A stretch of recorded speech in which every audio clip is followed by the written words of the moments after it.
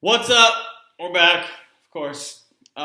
This lesson was pretty easy. It just talked about kinds of texts and reading them and interpreting them. So we have open text and closed text. Okay, open text, they're harder to interpret.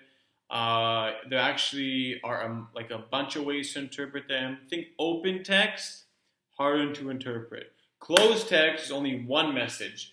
Like that song about Vietnam that Metallica did, it was like one message.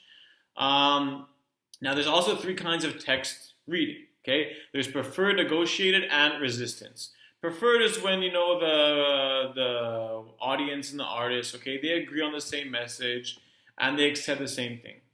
Negotiated is when some messages are accepted and some aren't. For example, telenovela.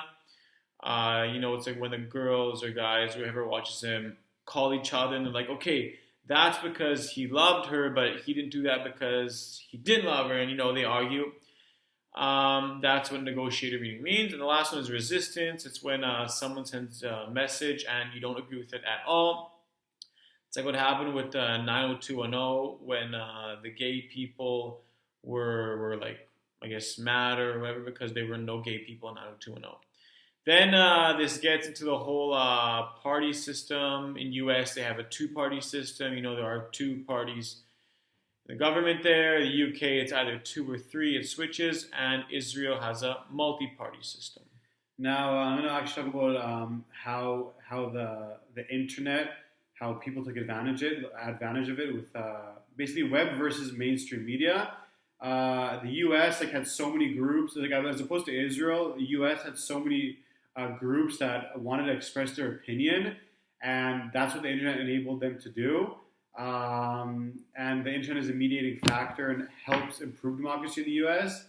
And also in Israel, groups like Meretz, were a very left-wing group, and I think they only have one or a couple of seats in the Knesset, and they can voice their opinion on Facebook, for example. That's like the difference between Israel and the U.S. U.S., you have two groups. They each say their own thing.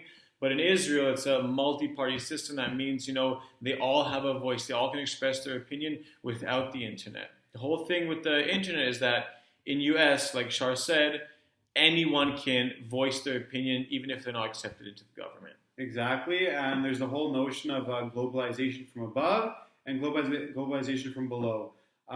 From above, it means when big corporations like McDonald's and Starbucks, they have the ability to kind of take control of the market.